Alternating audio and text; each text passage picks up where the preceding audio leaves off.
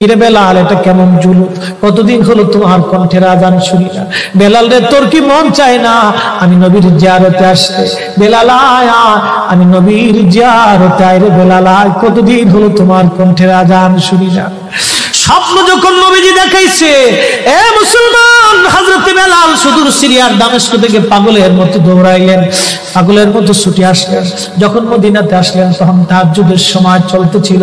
তাহাজ্জুদের সময় চলার সময় হযরত বেলাল রাদিয়াল্লাহু আনহু কাঠের জালি দিয়ে তখন রওজা শরীফ ঘিরে রাখা ছিল। ওই জালির পাশে বসে বসে জালির সঙ্গে মাথা ঠেকাইয়া নবী পাগল বসে বসে গুনগুন গুনগুন করে কাঁদে আর বলে, হুজুর আপনি আসতে বলেছিলেন, গোলাম এসে হাজির হয়েছে। নবী গো, আজান দিতে বলেছেন, আমি আজান দিলে আপনি আগে নামাজে আসতেন, এখন আজান দিলে কি নবী আপনি নামাজে আসবেন? হুজুর এখন আজান দিলে কি আপনি নবী নামাজে আসবেন? নতুন মুয়াজ্জিন আসছে আজান দেওয়ার জন্য, এসে দেখে নবীর মুয়াজ্জিন বেলাল কাঁদে। ডাক দেখে মদিনাবাসী, শুনছো নবীর মুয়াজ্জিন ফিরে এসেছে, বেলাল আসছে, বেলাল ফিরে আসছে। এই কথা শোনার পরে সব সাহাবী ঘর থেকে বের হয়ে দৌড়ায় এসে দেখে বেলাল কাঁদে।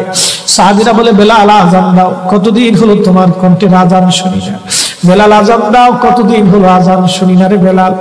বেলাল বলে, সাহাবীরা রে, আমি আজান দিলে কি নবী নামাজ আসবে বলো? সালমান ফারসি রাদিয়াল্লাহু আনহু ডাক দেখে, সাহাবীরা আমাদের কথায় বেলাল আজান দিবে না, তোমরা যাও দেখো হাসান আর হুসাইন দুইজন ঘরের মধ্যে আছেন। ইমাম হাসান হুসাইন রাদিয়াল্লাহু আনহুমারা যদি বলে তাহলে বেলাল অবশ্যই আজান দিবে। সালমান ফারসির পরামর্শে সাহাবীরা দৌড়ায় গেলেন। বর্তমান 7 নম্বর গেট বাবুস সালাম বরাবর একটা মসজিদ আছে, মসজিদে আলী। এটাই ছিল হযরত ফাতেমা রাদিয়াল্লাহু আনহার বাড়ি। এই বাড়িতে দৌড়ে যাওয়ার পরে ইমাম হাসান হুসাইন রাদিয়াল্লাহু আনহুমা দুইজনকে নিয়ে আসা হলো। দুইজনকে নিয়ে আসার পরে হযরত ইমাম হাসানকে দেখতে আমার নবীর মতো দেখা যাইতো, চেহারাটা রাসূল করিমের চেহারার মতো ছিল। নাতি দৌহিত্র নানার চেহারা পেয়েছিলেন, ইমাম হুসাইন ও নানার সুরত পেয়েছিলেন। দুই ভাই নানার সুরত পেয়েছিলেন। হযরত বেলাল রওজা শরীফ থেকে উঠে হযরত হাসানের বুকের মধ্যে মাথা ঠেকায় কাঁদতেছে, ইমাম হুসাইনের বুকের মধ্যে মাথা ঠেকায় কাঁদে। হযরত ইমাম হাসান ডাক দেখে, নানার মুয়াজ্জিন, কতদিন হলো তোমার কণ্ঠে আযান শুনি না। যেই কণ্ঠ দিয়ে নানার আযান শুনাইতা, যাও গো ওই কণ্ঠ দিয়ে আমাদেরকে আযান শোনায়া যাও। যখন হযরত বেলাল ইমাম হাসান এই কথা বললেন, হযরত বেলাল দৌড়ায় গেলেন। যেই বনু নাজ্জার গোত্রের মহিলা সাহাবীর ছাদের উপরে দাঁড়ায় বেলাল আযান দিত। আবু দাউদের 519 নম্বর হাদিসের মধ্যে আসছে, প্রত্যেক ফজরের নামাজের সুবহ সাদিকের আগে বেলাল দাঁড়াইতেন। দাঁড়ায় আযানের আগে বলতেন, আল্লাহুম্মা ইন্নী আহমাদুকা ওয়া নাস্তাঈনুকা আলা কুরাইশিন ইউকিমুদ্দীনাক। প্রত্যেক ফজরের আযানের আগে এই দোয়াটা পড়ে বেলাল আযান শুরু করতেন। হযরত বেলাল রাদিয়াল্লাহু আনহু আজকে তাহাজ্জুদের আযান দিতে গেছে। আযান দিতে যাওয়ার পরে হযরত বেলাল যখন আযান দিলেন, আল্লাহু আকবার, আল্লাহু আকবার, আযানের মধুর ধ্বনি সারা মদিনার রন্দে রন্দে ছড়িয়ে গেল। মদিনার ঘর থেকে সব সাহাবী বের হয়ে দৌড় মারছে।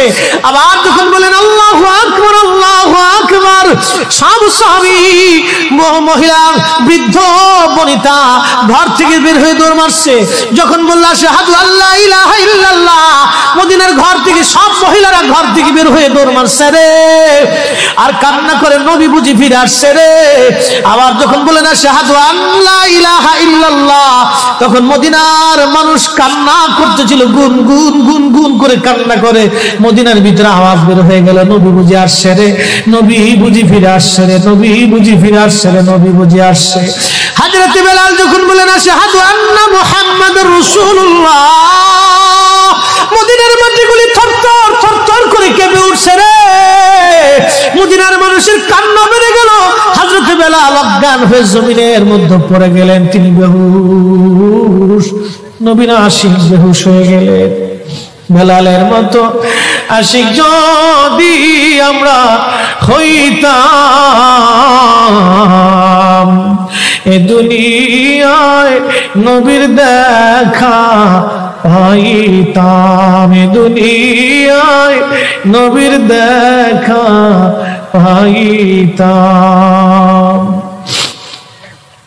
যখন হুঁশ ফিরে আসছে রওজা শরীফের পাশে বসে বসে বেলাল কাঁদে আর বলে, হুজুর আযান দিতে বলেছিলেন, আযান দিয়েছি হুজুর, আমি আযান দিলে আগে নামাজে আসতেন, আজকে আযান দিলাম আপনি হুজুর আসেন নাই, যে আযান দিলে নবী আসবে না, আমি বেলালে আযান আর কোনোদিন দিব না। হযরতে বেলাল কিছুদিন পরে কলিজা ফেটে নবীর বিরহ বেদনা সহ্য করতে না পেরে তিনি চলে গিয়েছিলেন পরপারে।